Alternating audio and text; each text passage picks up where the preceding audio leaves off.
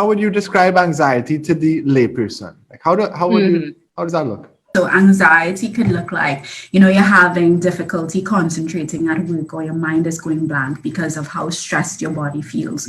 Or you've been working for a while and you know that work is hectic, and you just come to work and you're feeling this tension in your neck, or tension in your back, or tension in your feet. That can be anxiety as well. It can manifest physiologically. Another common symptom of anxiety is irritability. You're constantly on edge and irritated all the time because of the different pressures that you're experiencing. Well, most people experience it as, over a lot of worrying constantly in terms of mental activity, but also, there are effects in the body in terms of tension, insomnia, panic attacks, times when it's almost impossible to function because you're so anxious. Symptoms are also very much physiological.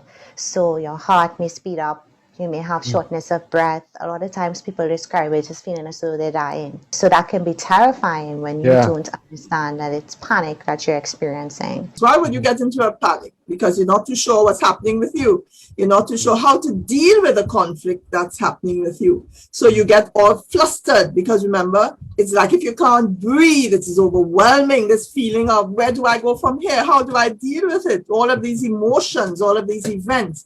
And that kind of physiological response, which is a panic attack, is a response to your psychological confusion. These things happen, and they don't have to be one-off, because we do have one-off experiences of that as well. But you notice these incidents happening a little too frequently. So they're distressing you and they're causing some kind of dysfunction.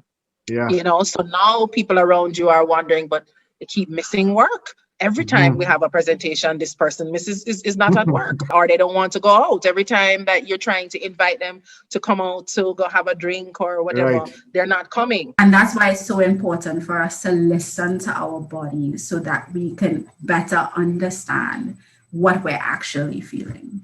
Because sometimes you might have like a headache and nausea, and you're like, what's going on with me? But what that is anxiety that you've been holding for a long time, stress that has manifested in anxious feelings.